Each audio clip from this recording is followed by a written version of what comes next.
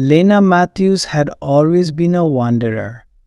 As a freelance graphic designer, her work took her to various cities, giving her the freedom to explore new places while working on her projects. This time, her journey led her to Seattle, a city known for its vibrant arts scene and tech-driven lifestyle.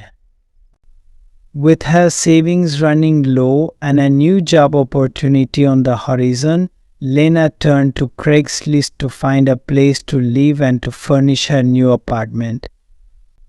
After several days of browsing through countless listings, Lena stumbled upon a charming studio apartment in Capitol Hill. The photos showed a cozy space with large windows, hardwood floors, and an affordable rent that seemed too good to be true. Intrigued, she contacted the landlord, a middle-aged man named Richard, and arranged a viewing for the next day. When Lena arrived at the apartment, Richard greeted her warmly. He was a tall, thin man with a friendly smile that put her at ease. The studio looked exactly like the photos, quaint and inviting. They chatted for a while, and Lena found Richard to be genuinely pleasant. By the end of the visit, she had signed the lease and was ready to move in. As Lena settled into her new home, she felt a sense of excitement and anticipation. Her freelance projects were picking up, and she was eager to explore the city's artistic community. One evening, while browsing Craigslist for a used bike, she came across an unusual ad seeking creative minds for exciting project. The ad was vague, promising an innovative and lucrative opportunity for those with artistic talents.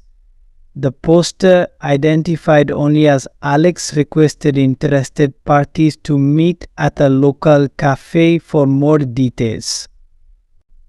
Lena hesitated but ultimately decided to attend the meeting. It could be a chance to network and possibly find more freelance work.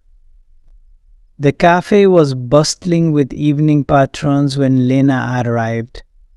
She scanned the room and spotted a man in his early 30s sitting at a corner table, his laptop open in front of him.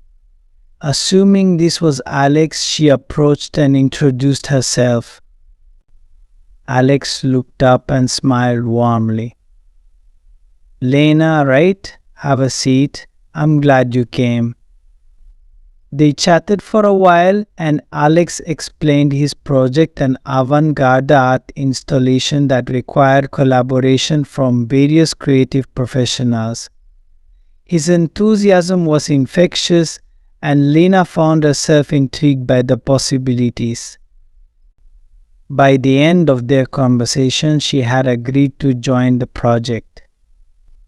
Weeks passed, and Lena immersed herself in the work, spending long hours brainstorming and creating with Alex and the rest of the team.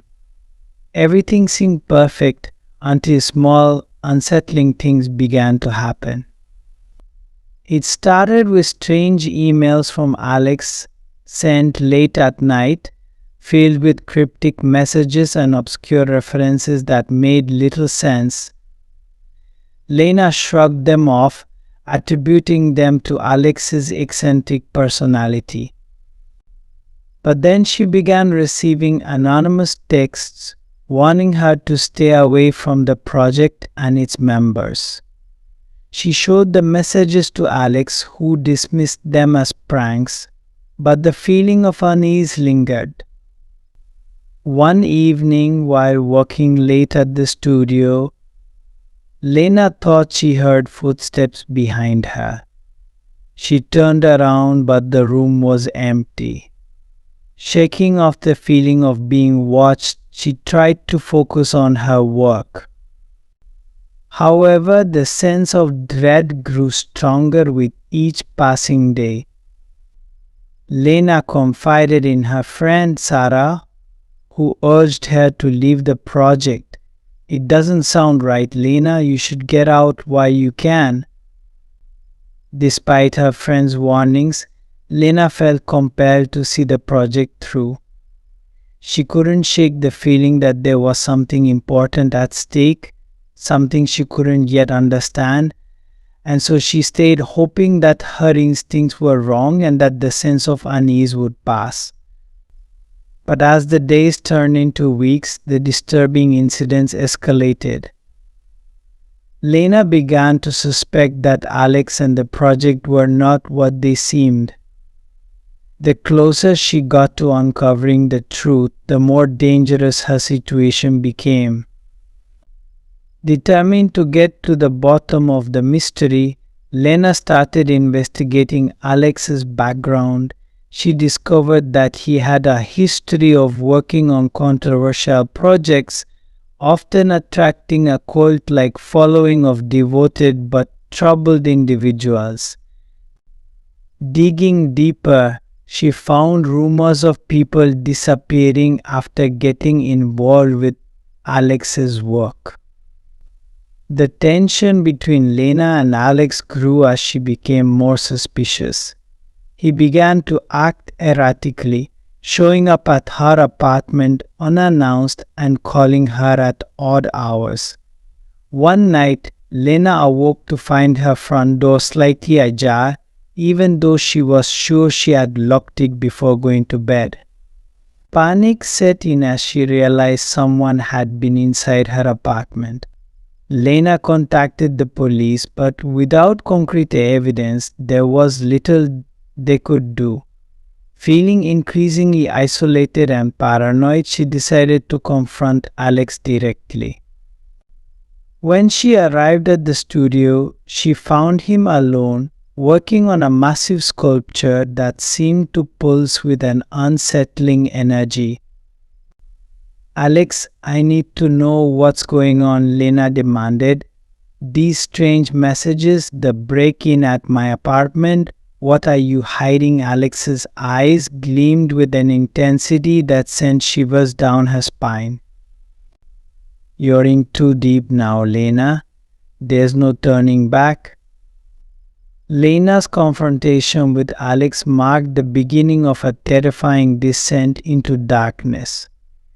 She found herself constantly looking over her shoulder, fearing that Alex or one of his followers would come after her. The project took on a sinister tone, with the other members exhibiting increasingly erratic behavior. Late one night, Lena received a phone call from Sarah, who sounded frantic. "Lena, you need to get out of there. I found something about Alex. He's dangerous." Before Sarah could explain, the line went dead. Desperate to find out what her friend had discovered, Lena rushed to Sarah's apartment, only to find it ransacked and Sarah missing. Terrified and alone, Lena returned to her studio apartment, only to find it in disarray as well. Her laptop was missing and her notes on the project had been torn to shreds. She knew she couldn't stay there any longer. Gathering a few essentials, she fled to a nearby motel, hoping to stay off the radar while she figured out her next move. At the motel, Lena began piecing together the clues Sarah had left behind. She discovered a hidden folder on Sarah's laptop containing information about Alex's previous projects and the people who had disappeared after working with him. It became clear that Alex was using the art installations as a cover for something far more sinister. Lena realized she needed to expose Alex and his activities before it was too late. She contacted a journalist who had previously written about the disappearances and shared everything she had uncovered. The journalist agreed to help, and they began working together to gather evidence and build a case against Alex. As they dug deeper, they uncovered a web of deceit and manipulation that spanned several years. Alex had been preying on vulnerable artists, luring them in with promises of fame and success, only to exploit them for his own dark purposes. The art installations were merely a front for his true intentions, which involved ritualistic practices and mind control. With the evidence in hand, Lena and the journalist approached the police once more. This time, armed with concrete proof, the authorities launched an investigation into Alex and his associates. Lena knew that confronting Alex directly would be dangerous, but she felt a responsibility to the people who had been harmed and to her friend Sarah, whose whereabouts were still unknown. The night of the final showdown arrived.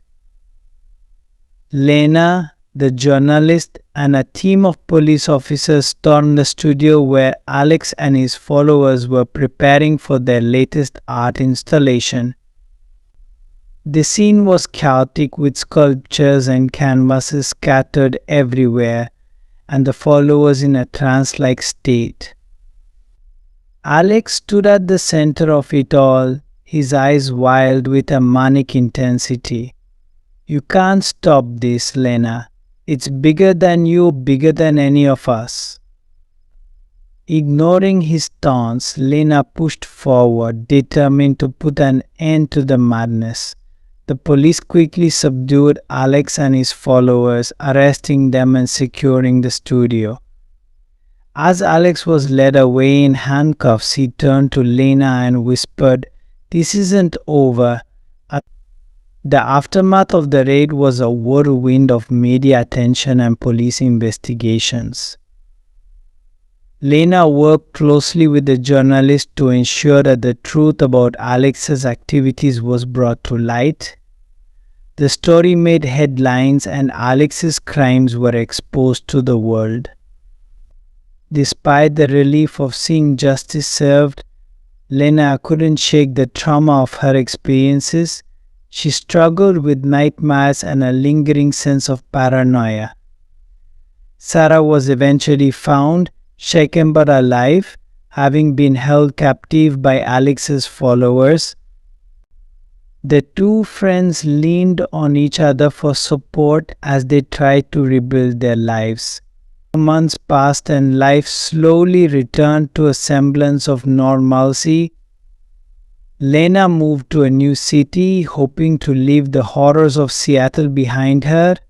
She continued her work as a graphic designer, but the experience had changed her.